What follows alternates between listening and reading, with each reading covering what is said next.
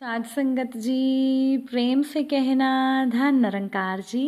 एक नई साखी के साथ स्वागत है आप सभी का आपके ही अपने चैनल पर। आज की साखी का विषय है अपनी ताकत को पहचानिए। तो चलिए सुनते हैं आज की ये साखी। साध संगत जी, पुरानी बात है। एक गांव में एक आलसी आदमी रहता था। वो कुछ काम धाम नहीं करता था, बस दिन भर निठल्ला बैठकर सोचता रहता था कि किसी तरह उसे कुछ खाने को मिल जाए। एक दिन वो यूं ही घूमते घूमते आम के एक बाग में पहुंच गया। वहां रसीले आमों से लदे हुए कई पेड़ थे।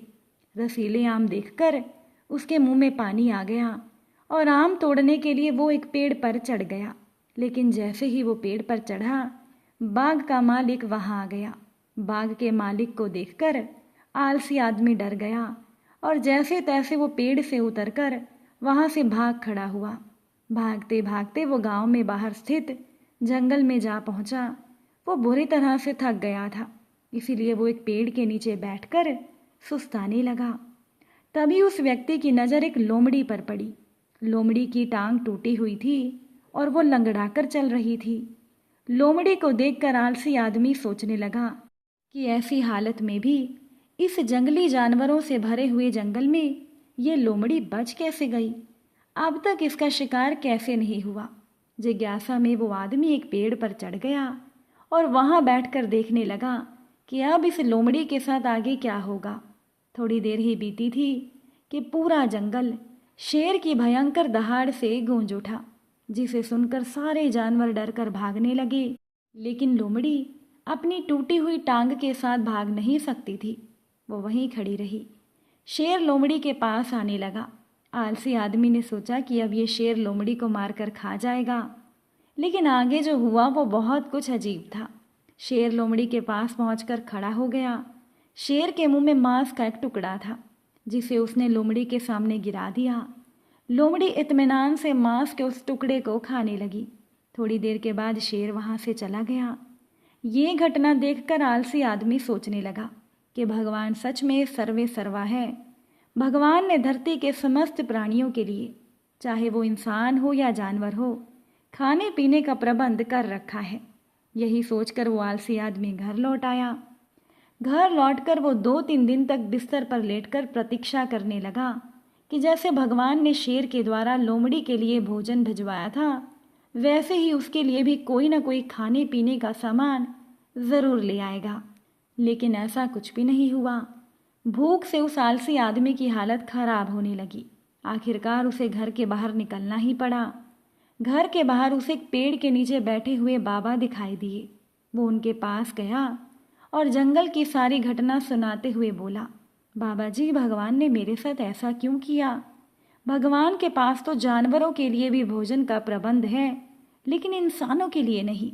बाबा जी ने जवाब दिया, बेटा, ऐसी कोई बात नहीं। भगवान के पास तो सभी के लिए प्रबंध हैं, दूसरों की तरह तुम्हारे लिए भी। लेकिन बात यह है कि भगवान तुम्हें लोमड़ी नहीं शेर बनाना चाहते हैं। साध संगत जी, हम सभी के भीतर क्षमताओं का असीम भंडार है, बस अपनी अज्ञानतावश हम उन्हें पहचान नहीं पाते और खुद को कम समझकर हम दूसरों की मदद की प्रतीक्षा करते रहते हैं। स्वयं की ताकत को पहचानिए, दूसरों की सहायता की प्रतीक्षा मत कीजिए। इतने सक्षम बनिए कि आप दूसरों की मदद कर सकें। अपनी काबिलियत को, अपनी ताकत को जिंदा रखिए। गिद्धों का एक झुंड खाने की तलाश में भटक रहा था। उड़ते उड़ते वो एक टापू पर पहुंच गए। वो जगह उनके लिए स्वर्ग के समान थी। हर तरफ खाने के लिए मेंढक, मछलियाँ और समुद्री जीव मौजूद थे। और इससे भी अच्छी बात ये थी कि वहाँ इन गिद्धों का शिकार करने वाला कोई जंगली जानवर नहीं था। युवा गिद्ध तो कुछ ज़्यादा ही उत्साहित थे। उनमें से एक बोला, अरे वाह, मज़ा आ गया। अब तो मैं यहाँ से कहीं नहीं जाने वाला। यहाँ तो बिना किसी मेहनत के ही हमें बैठे बैठे खाने को मिल रहा है। बाकी के गिद्ध भी उसकी हाँ में हाँ मिलाकर खुशी से झूमने लगी। सबके दिन मौज मस्ती में बीत रहे थे, लेकिन झुंड का सबसे बूढ़ा गिद्ध इससे खुश नहीं था। एक दिन अपनी चिंता जाहिर करते हुए वो बोला, भाइयों, हम गिद्ध हैं। हमें हमारी ऊंची उड़ान और अचूक वार करने की ताकत के लिए जाना जाता है, लेकिन जब से हम यहाँ आए हैं हर कोई आराम तलब हो गया है। ऊंची उड़ान तो दूर, ज़्यादातर गिद्ध तो कई दिनों से उड़े तक नहीं हैं और आसानी से मिलने वाले भोजन की वजह से हम सब अब शिकार करना भी भूल रहे हैं। ये हमारे भविष्य के लिए अच्छा नहीं है। मैंने फैसला किया है कि मैं इस टापू को छोड़कर वापस उन पुराने जंगलों में लौट जाऊंगा। अगर मेरे साथ कोई चलना चाहे तो चल सकता है। बूढ़े गिद्ध की बात सुनकर बाकी के गिद्ध हंसने लगे। किसी ने उसे पागल कहा तो कोई उसे मूर्ख की उपाधि देने लगा। बेचारा बूढ़ा गिद्ध अकेले ही वापस लौट आया। समय बीता। कुछ वर्षों के बाद बूढ़े गिद्ध ने सोचा, ना जाने अब मैं कितने दिन जीवित रहूं, क्यों ना एक बार चलकर अपने पुराने साथियों से मिल लिया जाए। लंबी यात्रा के बाद जब वो बूढ़ा गिद्ध टापू पर पहुंचा तो वहां का दृश्य बहुत भयानक था। ज़्यादातर गिद्ध मारे जा चुके थे और जो बचे थे वो बुरी तरह से घायल थे। बूढ़े गिद्ध ने पूछा कि ये कैसे हो गया। कर्राते हुए एक घायल गिद्ध बोला, हमें क्षमा कीजिएगा, हमने आपकी बातों को गंभीरता से नहीं लिया और आपका मजाक तक उड़ाया।